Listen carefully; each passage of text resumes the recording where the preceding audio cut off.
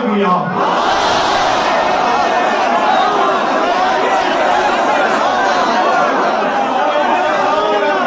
बहुत शुक्रिया।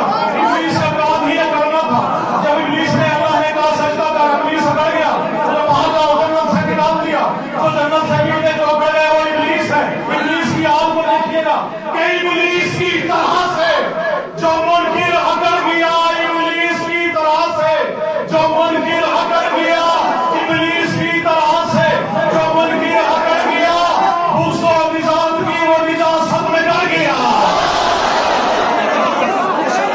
इब्लीस की तरह से ना बैठो, इब्लीस की तरह से जो मुनकिर अकड़ गया, इब्लीस की तरह से जो मुनकिर अकड़ गया, उसको हालात की वो निजात में सड़ गया, उसको हालात की वो निजात में सड़ गया। बाबा कह रहा हूं, एक लफ्ज आ रहा है नरक।